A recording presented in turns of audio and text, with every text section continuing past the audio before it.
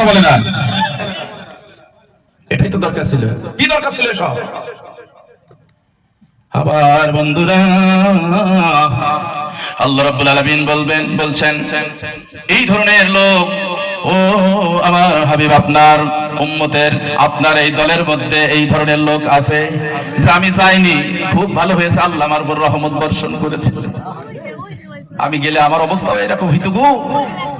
ডাকিল তো আমার ইমাম সাহেব, ডাকলো মুয়াজ্জিন সাহেব, ডাকলো মসজিদের সভাপতি, বললো চলো গো যাই, আল্লাহর কোরআনের বিরুদ্ধে যারা কথা বলছে তাদের বিরুদ্ধে একটু স্লোগান দিয়ে আসে আল্লাহর পক্ষে, কোরআনের পক্ষে।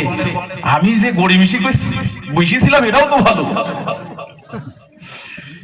এরপরে وَلَئِنْ أَصَابَكُمْ فَضْلٌ مِّنَ اللَّهِ لَيَقُولَنَّ كَأَن لَّمْ تَكُن بَيْنَكُمْ وَبَيْنَهُ مَوَدَّةٌ يَا لَيْتَنِي كُنتُ مَعَهُمْ فَأَفُوزَ فَوْزًا عَظِيمًا।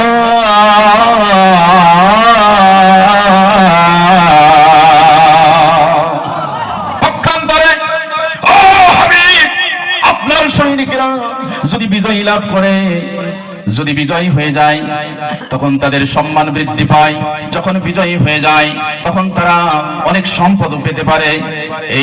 এইগুলো দেখার পরে যারা ওইভাবে বসেছিল তারা বলবে, হায় আমরা কি ভুল কাজ করলাম, আমরা যদি যেতাম আমাদের সম্মান আজ আকাশচুম্বী হয়ে যেত, আমরাও গনিমতের মাল পেতাম, আমরাও সম্মান পেতাম, হায় হায় আমরা কেন গেলাম না। ওরা বুক চাপড়িয়ে চাপড়িয়ে মুনাফিকের বেশে থাকবে, ঠিক না? অতএব এই জাসি জাবানে এই কথা মুসলমানের চলবে না। জোরে বলেন ঠিক না? জাসি জাবানে চলবে না। হক প্রতিষ্ঠার সংগ্রামে যখন ওটা আসবে তখনই আপনাকে দেখতে চাই রাজপথে। কথা ঠিক কিনা বলে?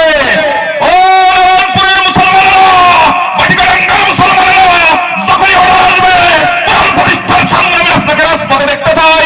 তারা কারা যেতে রাজি আছেন দুটি হাত তুলে দেখা।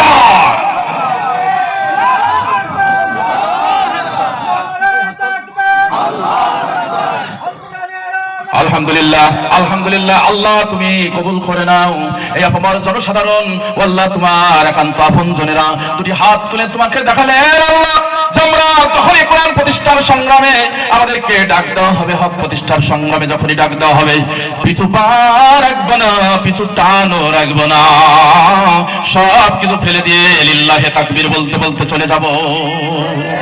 আল্লাহ কবুল মঞ্জুর করেন, সবাই বলি আমিন। এতে খুব লস হবে নাকি?